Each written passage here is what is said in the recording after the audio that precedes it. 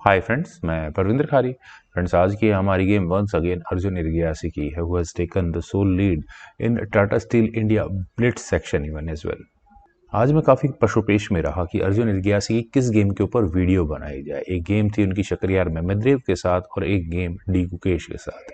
दोनों ही गेम बहुत ही गजब की थी। मैं कोशिश करूंगा कल शायद उनकी उस गेम के ऊपर वीडियो बनाऊं, लेकिन जो गेम मैंने आज सेलेक्ट की है वो उन्होंने दामोराजू गुकेश के साथ खेली थी। E4 के साथ यहाँ अर्जुन ने शुरू किया। गुकेश ने यहाँ खेला G6, देन हुआ D4, बिशप आया G7 स्क्वायर पर, night C3, then D6, bishop E3, then हुआ A6, क्वीन गई D2 स्क्वायर पर, देन हुआ B5, H4, then night F6 square पर, F3, देन हुआ H5 और इसके बाद अर्जुन ने टुवर्ड्स लॉन्ग साइड कैसल किया। नाइट आया C6 स्क्वायर पर, किंग B1 सेंट्रलाइज, मतलब कैसल स्ट्रक्चर में सेंट्रलाइज किया आपने किंग को।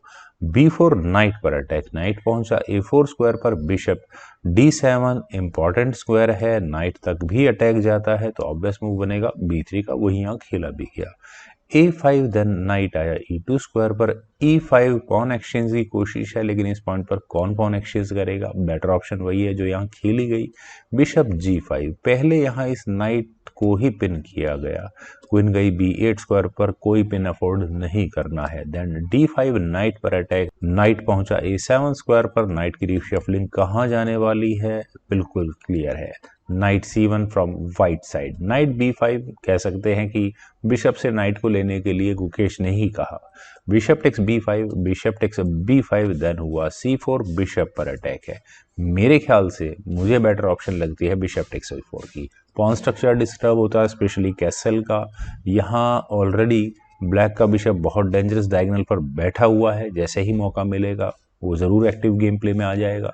लेकिन बी टेक्स A3 एनपेसेंट करने के बाद नाइट वापस आया C3 स्क्वायर पर, देन A4 स्ट्रेटजी ये भी सही है कि पॉन स्ट्रक्चर को डिस्ट्रॉय कर दो ओपोनेंट के किंग के सामने वाले को, लेकिन व्हाइट ने अपने बी पॉन को आगे पुश किया। बेसिक रूल है, आपको पॉन एक्सचेंज नहीं कर दे, पॉन को आगे पुश कर दो। A3, लेकिन यहाँ ब्लैक ने भी अपने पॉन को आगे पुश कर दिया, वो काफी इंटरेस्टिंग है। Knight takes B5, queen takes B5, then knight आया B3 स्क्वायर पर। चलिए, अपने पॉन पर तो स्ट्रॉन्ग डिफेंस हो चुका है। Night D7 from black side, और यहाँ से इस नाइट की रीशफलिंग किस तरफ हो सकती है?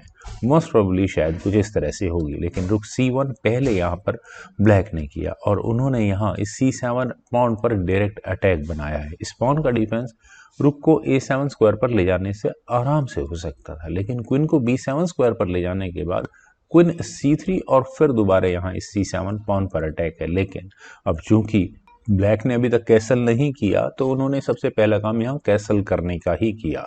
क्वीन टेक्स C7, क्वीन आई B5 स्क्वायर पर, then queen C4, queen exchange की कोशिश है, queen B6, queen C6। Gukesh यहाँ क्वीन एक्सचेंज नहीं करवाना चाहते, लेकिन अर्जुन ने भी ठान लिया था कि वे फोर्सफुली कैसे भी करके क्वीन एक्सचेंज जरूर कराएंगे। क्वीन D4 और चेकमेट की थ्रेट तो नहीं है, नाइट सही स्क्वायर पर है, हाँ नाइट लेने की थ्रेट जरूर है, लेकिन फिर दोबारा वही queen C3, then queen B6, queen C6, queen D4। यहाँ दोनों खिलाड़ी, एक कह रहा है कि मैं क्वीन एक्सचेंज करवा कर मानूंगा, दूसरा कह रहा है आप क्वीन एक्सचेंज करके दिखाएं।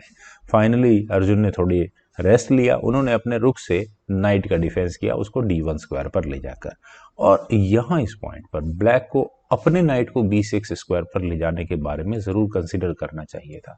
एक्टिव गेम प्ले में इस नाइट का आना बहुत जरूरी है, लेकिन नाइट के F6 स्क्वायर पर ले जाने के बाद बहुत फ्रूटफुल रहता नहीं है कुछ। यहाँ डायरेक्टली देखा जाए तो D6 पॉन लिया जा सकता है, लेकिन अगर व्हाइट यहाँ D6 पॉन को लेने की जल्दबाजी करे, जैसे क्वीन टेक्स D6, तो सीधा सा इसका एक ही मतलब होगा कि ब्लैक अपने रुक को C8 स्क्वायर पर ले जाकर इस C5 पर अपनी प्रेजेंस को नोट करवाएगा। लेकिन यहाँ रुक को C4 स्क्वायर पर ले जाकर अर्जुन ने ज्यादा एक्टिव गेम प्ले किया, उन्होंने डायरेक्टली क्वीन पर अटैक बनाया। क्वीन गई A7 स्क्वायर पर, देन हुआ bishop takes F6, bishop takes F6, queen takes D6, और यहाँ इस बिशप पर अटैक है। तो किंग G7 ब्लैक को करना ही पड़ा अपने बिशप पर डिफेंस करने के लिए। रुक आया C7 स्क्वायर पर, क्वीन पर अटैक बना, क्वीन पहुंची E3 स्क्वायर पर, देन क्वीन C5, फिर दोबारा क्वीन एक्सचेंज की कोशिश है, लेकिन नहीं की। यहाँ पर क्वीन गई E2 स्क्वायर पर और अब प्रॉब्लम्स आ चुकी है। रुख पर भी अटैक बना है और नाइट पर भी। वेल क्वीन C2 दोनों पर डिफेंस हो गया, क्वीन E3 नहीं करनी क्वीन एक्सचेंज, क्वीन F2 फिर दोबारा ऑफर दिया क्वीन एक्सचेंज करने का, क्वीन पहुंची H6 स्क्वायर पर। गुकेश ने कह लिया है कि मैं यहाँ क्वीन एक्सचेंज करूंगा ही नहीं, आप जो चाहे वो करवा ले। रुक आया C6 स्क्वायर पर, और रुक के C6 स्क्वायर पर आने के बाद इमीडिएटली कुछ भी प्रॉब्लम्स नहीं है। रुक eight F goes to C8, रुक eight D goes to C1। C5 में वाइट के रुक्स डोमिनेट कर रहे हैं। रुक D8 और रुक के D8 पर, यानी रुक एक्सचेंज अभी ब्लैक को नहीं करने, ऑब्वियस बात है। रुक C3, देन हुआ क्वीन H8, और अब जो क्वीन कॉर्नर पहुंच चुकी है गुकेश की, वो वापस गेम में किस तरह से आए, शायद यही तरीका होगा। किंग C2 वाइट ने ऑप्ट किया, देन हुआ क्वीन E8, हुआ भी वही जो मैं एक्सपेक्ट कर रहा था, G3। और अब वाइट की भी क्वीन फ्री है कहीं एक्टिव गेम में पार्टिसिपेट करने के लिए, क्योंकि H4 पॉन पर डिफेंस हो चुका है। क्वीन E7, देन क्वीन गई C5 स्क्वायर पर, फिर वही प्रयास कि किसी तरह से क्वीन एक्सचेंज की जाए अर्जुन की तरफ से। क्वीन D7 नहीं करनी queen exchange, rook takes F6, और फाइनली अर्जुन को मौका मिला फोर्सफुली क्वीन एक्सचेंज करने का और एक्सचेंज सेक्रीफाइस यहाँ करने का। आखिर इस एक्सचेंज सेक्रीफाइस या क्वीन को देकर उन्हें यहाँ मिलेगा क्या? किंग टेक्स F6 होने के बाद हुआ क्वीन C6 चेक, क्वीन बीच में लगी D6 स्क्वायर पर, और गुकेश ने बोला अगर क्वीन एक्सचेंज करनी ही है तो आप इनिशिएट करें, मैं कुछ नहीं करने वाला। F4, देन किंग आया G7 स्क्वायर पर। और फ्रेंड्स यहाँ F टेक्स E5 की ऑप्शन कैसी है? मेरे ख्याल से ठीक नहीं है, क्वीन भाग जाएगी वापस, तो इसीलिए पहले यहाँ खेला गया क्वीन टेक्स D6। उसके बाद जब ब्लैक ने रुक टेक्स D6 किया है, मेटल एक्सचेंज को कंप्लीट किया, तो F टेक्स E5 होने के बाद अब यहाँ पहले रुक पर अटैक बना, रुक पहुंचा D7 स्क्वायर पर, तो अब व्हाइट ने अपने किंग की पोजीशन यानी ज़्यादा सेंट्रलाइज कर लिया उसको B3 स्क्वायर पर ले जाकर। देन हुआ G5, H takes G5, no issues, king गया यहाँ से G5 स्क्वायर पर। और फ्रेंड्स किंग के G5 स्क्वायर पर आने के बाद किंग का इंटेंशंस क्या है किंग की, कि वो यहाँ इस G5 पॉइंट को ज़रूर लेगा ही लेगा। और एग्जैक्टली इस पॉइंट पर अगर आप यहाँ रुक और किंग को देखें तो दोनों ही सेम कलर्ड पर हैं, तो अगर किसी तरह से वाइट का नाइट इस E5 स्क्वायर पर पहुंच जाए तो बहुत अच्छी फॉग भी लगती है। तो उसी बात को देखते हुए अर्जुन ने यहाँ पहले अपने इस ई पॉन को आगे पुश किया और नाइट के लिए एक जगह तो खोल ही दी है। इस पॉइंट पर अगर F टेक्स E5 किया गया तो सीधा सा विनर यहाँ पर वाइट को होना ही पड़ेगा। वेल रुक आया E7 स्क्वायर पर, रुक को बचाना भी जरूरी था। देन हुआ knight E5 check, king takes G5, then knight takes F7 check, और पॉन एक्सचेंज को बड़े ही स्मार्टली यहाँ पर अर्जुन ने कंप्लीट किया। इस तरह से या इसी स्मार्टनेस के साथ अगर देखा जाए तो पूरे 4 पॉन्स यहाँ अर्जुन के पास एक्स्ट्रा हैं, जो इनफ रीजन है यहाँ पर रेजिग्नेशन का। किंग गया G4 स्क्वायर पर, देन हुआ knight E5 check, wastage of move, king वापस आया G5 स्क्वायर पर, देन रुक F3, और अगले मूव में कुछ इस तरह से शायद चेक्स देने की तैयारी है।